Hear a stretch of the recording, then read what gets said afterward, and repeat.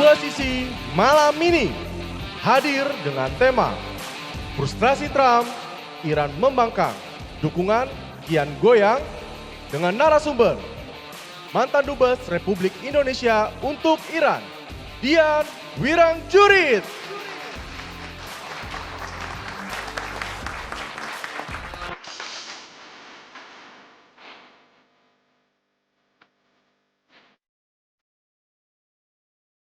Pengamat Timur Tengah, Faisal Asegaf.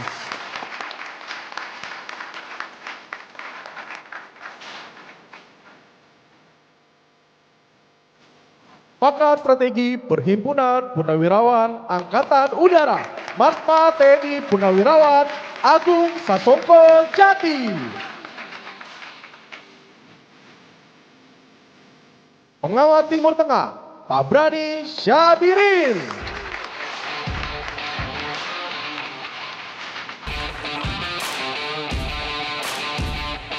Dan pembawa acara kita malam ini, Arif Fadil dan Aditya Nugroho.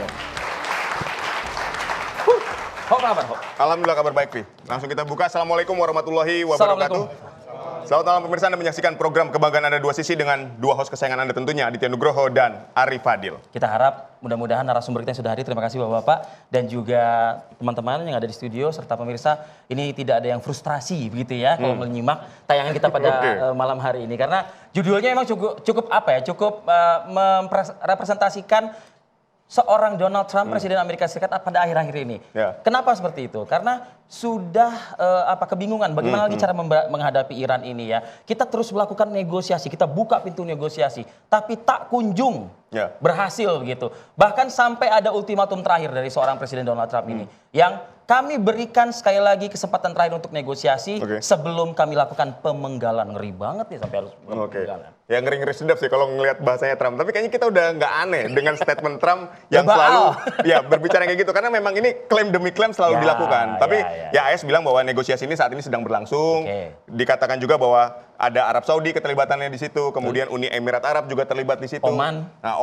Nah ini beberapa negara diklaim sedang melakukan negosiasi terhadap Iran. Tapi justru dibantah sama Iran. Nah ini yang mau kita percaya yang mana nih? Ya karena mungkin wajar saja Iran membantah. Kalau kita ketahui mungkin juga kenapa serangan yang di ultimatum terakhir tadi dibatalkan oleh Donald Trump. Karena kita bicara soal kekuatan dari militernya Amerika Serikat lah. Ya kan, konon ya ada isu yang beredar sudah mulai menipis gitu ya kan. Dan juga yang menjadi pertanyaan kita semua adalah sudah mulai menipis untuk misil yang harganya jutaan dolar Amerika. Dan itu bisa dikalahkan oleh yang harganya hanya puluhan ribu dolar Amerika. Betul, drone dan rudal-rudal yang dibuat sama Iran ya. Tapi ya itu tadi, bahwa ini juga sama lagi, dibantah lagi nih sama Donald Trump tentunya. Bahwa ya hari ini mereka tetap mempunyai kekuatan amunisi yang luar biasa, rudal yang luar biasa, bahkan anggaran perangnya, wah itu juga ditambah kan begitu. Nah ini yang akan kita bahas pada malam hari ini bersama narasumber yang sudah hadir di studio. Saya ingin langsung ke Pak Dian. Baik, Pak Dian, jadi apa yang saat ini dilakukan oleh Donald Trump ini adalah bentuk frustasinya seorang Trump, atau memang ini bagian dari strategi Trump saja untuk misalnya menaikkan harga atau saham misalnya? Terima kasih. Tadi melihat Mas Arif sama Mas Aditya bicara, katanya Trump frustrasi. Kalau seorang Trump bisa frustrasi, berarti obatnya jalan. Karena Jalan? Orang sakit nggak tahu frustrasi. Tapi berarti dia jalan. Kenapa dia frustrasi? Karena dia ini lagi berburu dengan waktu. Dia sendiri sebenarnya di dalam negeri tekanan yang lebih berat. Tadi disinggung amunisi. Ternyata yang diberitakan di media mainstream, persenjataan rudal Patriot menipis sama Tomahawk bukan menipis, dikatakan 50%. Ternyata berita terakhir bilang 80%. Artinya terkuras untuk perang ini, bukan hanya 50%. Iya, bagaimana nggak khawatir? 1.500 rudal Tomahawk dan 1.000 Patriot itu untuk kekuatan global dia mengatasi masalah di dunia. Yang terjadi di dunia ya? Yang terjadi di dunia. Termasuk di Ukraina atau Taiwan? Ukraina dan kemarin Venezuela. Ternyata nggak perlu menggunakan banyak, menang. Mulai Ukraina, mulai kedodoran. Ditambah sekarang Iran yang di luar dugaan. Orang waras dari dulu udah frustrasi. Kalau Trump masih sekarang baru frustrasi, ya karena memang dia tidak waras. Nah, dia baru merasakan sekarang. Apalagi coba jenderal-jenderalnya berapa yang dipecat, berapa yang mundur. Melakukan rotasi besar-besaran ya jenderal-jenderal. Besar-besaran. Ketika si coba Department of Defense diganti Department of War. Tanya jenderal-jenderalnya, tetap menyebut Department of Defense. Karena nggak mau pakai istilah war. Narasinya war. Tanya si Peter Hegseth, menterinya. Pete Hegseth. Ditanya, kenapa menteri jenderal-jenderal kamu semua mundur? Nggak bisa jawab tuh. Loh, artinya apa sih? Jenderal-jenderal itu nggak tahu harus apa kok. Dan kalau dibilang perang seperti ini jenderal-jenderal Amerika menginginkan, tidak. Afghanistan dan Vietnam menunjukkan sejarah bahwa Amerika untuk perang terlalu lama nggak akan bisa mengatasi tekanan di dalam negeri. Anda mau mengatakan militer Amerika Serikat sendiri tidak sejalan dengan pemimpinnya? Betul sekali. Apa sih kira-kira yang ada di benak pemimpinnya saat ini kok tidak sejalan dengan mereka yang melakukan serangan di Iran itu? Gitu. Jenderal-jenderal itu kan tetap manusia ya. Perhitungan taktik dan strategi militer harus jelas. Ini tujuannya perang ini? Apa tujuannya Amerika? Tidak. Mau bukti? Obama bisa selesai kok tanpa satu butir peluru pun dilontarkan. Loh, artinya apa? Rakyat Amerika juga tahu yang namanya perdamaian itu lebih indah. Jadi ini ambisi Donald Trump saja menurut Anda? Persis, itu aja. Ini saya selalu bilang, ini perangnya Trump, bukan perangnya Amerika. Makanya kalau dia sekarang frustrasi, saya cuma bisa mengucapkan Alhamdulillah. Saya ke Pak Sarki deh, di kubu yang seberang ya mungkin. Anda setuju, sepakat dengan apa yang disampaikan Pak Dian? Saya nggak yakin kalau Donald Trump itu frustasi ya. Yang jelas karena dia sangat calculated risk, jadi sangat mengkalkulasi. Masalahnya yang dia kalkulasi dia itu apakah betul kepentingan Amerika. Jangan-jangan yang dalam kalkulasi dia itu kepentingan pribadi atau kepentingan kelompok atau kepentingan lain, dalam hal ini kepentingan Israel. Karena pada kaitannya juga kepentingan dirinya karena Israel itu adalah pendukung terbesar dari banyak faksi di Gedung Putih dan di Gedung Kongres kan. Nah, yang terjadi adalah mengenai soal kenapa dia harus menghentikan ancaman serangan yang akan memusnahkan serangan yang lebih hebat dari Perang Dunia Kedua dan segala macam. Itu sebetulnya nggak benar ya. Pada zaman Perang Vietnam dulu, sehari itu sudah ada 3.000 sorti penerbangan sehari. Kemudian selama 3 bulan berturut-turut tidak berhenti-henti. Itu namanya operasi Linebacker dan operasi lainnya ya. Nah ini peperangan 40 hari ini nggak ada apa-apanya dibanding Perang Vietnam. Jadi itu hanya omong-omong besar yang karena kita sudah jauh ya, kemudian kita sudah Gen Z itu sudah jauh dari era tahun 70-an Perang Vietnam, jadi kelihatan benar gitu ya. Padahal sungguhnya enggak sama sekali. Jadi kebanyakan omongan dari Donald Trump itu dibesar-besarkan.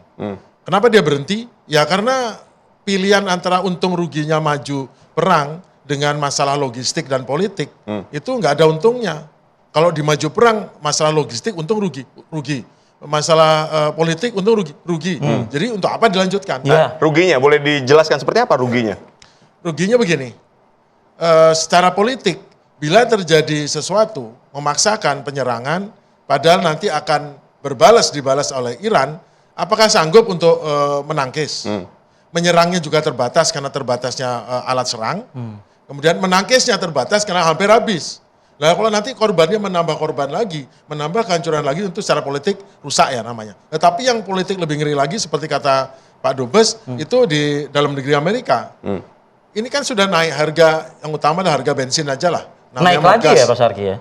Sempat turun. Saya ingat kan pernah diskusi di sini. Sebelum perang tuh 2,9 itu paling mahal di Florida tuh $2,9 per galon ya. Sekarang udah 4,9. Itu sama aja kalau kita bahan bakar bensin 15.000, itu naik menjadi 27.000 atau 26.000. Itu udah berontak itu. Itu udah demo besar di seluruh kota Jakarta itu atau di Indonesia. Nah, di Amerika ya mungkin orang nggak demo ya, tetapi maksudnya nggak demo khusus itu, tetapi demo secara yang tidak diberitakan oleh media Barat, itu banyak sekali demo menunjukkan ketidakpuasan antara demo anti perang dan demo mengenai soal ini. Dan yang paling besar itu masalahnya adalah ekonomi. Betul harga minyak naik, tapi yang paling berat itu adalah bagi petani. Karena pendukung Trump itu kebanyakan orang-orang sederhana, petani, ataupun pekerja bawah yang banyak petani lah, yang sangat kesulitan. Dengan bunga obligasi 10 tahun Amerika sudah 5%, bahkan 4,5% sudah merah ya. Dengan 5% artinya apa? Setiap peminjaman uang itu akan dikenakan bunga sangat tinggi. Yang terjadi bagi petani Amerika sekarang, Amerika itu kan eksportir gandum, eksportir kedelai terbesar di dunia. Tempe yang kita makan tuh buatan Amerika itu produk luar negeri itu, yang bukan barang murah itu tempe itu. Sekarang tempe jadi mahal sekali. Irisan tempe tipis-tipis kan sekarang. Balik kembali, kenapa? Karena kalau petani di Amerika kan industri ya. Dia kalau mau mulai musim panen, dia pasti pinjam ke bank. Pinjam ke bank dengan bunga tinggi, maka dan harga pupuk tinggi, karena pupuk itu diimpor dari Timur Tengah dan pupuk naik 2 kali lipat, maka dengan uang yang dia pinjam, dia bisa beli pupuk dengan jumlah lebih sedikit. Baik. Dengan pupuk lebih sedikit itu, kalau begitu dia pakai menanam gandum atau menanam kedelai, maka hasilnya saat dijual nanti tidak cukup untuk membayar bunganya, artinya dia rugi. Baik. Makanya kemarin mereka minta 95 miliar dolar untuk perang dan untuk membantu petani. Ya ini. Biar Baik, tidak kehilangan elektabilitas, Dukung, kepercayaan tapi kan trustnya, terlambat. segala macam. Musim tanam sudah lewat, hampir 3 minggu. Oke. Nah artinya kan sama aja. Dan ini kalau perang dilanjutkan, Iran nggak buka Hormuz, celaka. Meskipun memang ternyata perang itu kemarin dilanjutkan dalam rangka si Trump mau mendapatkan keuntungan dari minyak yang naik. Karena minyak Amerika kan mahal sekali. Betul. Nggak bisa bersaing kalau harganya cuma $70. Oke. Dia minta harus naik $80 agar ada untungnya. Shale oil itu kan nggak mahal sekali, ongkos produksinya $50 dibanding minyak Timur Tengah ini. Padahal penghilangan minyak Amerika itu hanya bisa menghilang minyak Timur Tengah. Oke. Berarti praktis cadangan reserve, national strategic reserve-nya itu udah habis karena impor dari Timur Tengah tertutup kan. Oke. Baik. Sedangkan minyak Amerika sendiri dijual dengan keuntungan besar ke Eropa. Oke. Jadi duit Eropa terkuras, ekonomi Eropa juga ambruk juga. Baik, Bang Syarki, itu dari faktor ekonomi. Kalau kita berbicara soal faktor kekuatan militer Amerika sendiri saat ini, data yang Anda miliki seperti apa? Sudah alat penyerang sudah sangat tipis, seperti rudal penangkis sudah hampir untuk THAAD anti balistiknya tinggal 1/5. Jumlahnya tinggal cuma 200 biji untuk anti balistik untuk seluruh dunia loh. Ya. Itu. Kemudian rudal Patriot itu jumlahnya nggak sampai 2.000. Dan itu harus dibagi untuk beberapa teater seluruh dunia. Rudal penyerang itu lebih parah lagi. Itu di bawah 50%. Padahal dunia ini harusnya maksimum di Asia Barat, Timur Tengah. Saya bilang Asia Barat sekarang. Itu maksimum cuma 2%. Sekarang sudah lebih dari 50%. Artinya nggak kebagian di Taiwan, nggak kebagian di Eropa. Kuota nggak semua kebagian kurang menipis lah begitu ya. Dan itu kan nggak make sense melanjutkan perang. Dan untuk produksinya itu lama sekali. Karena pada akhirnya semua peralatan perang Amerika dari F-35 sampai rudal semua membutuhkan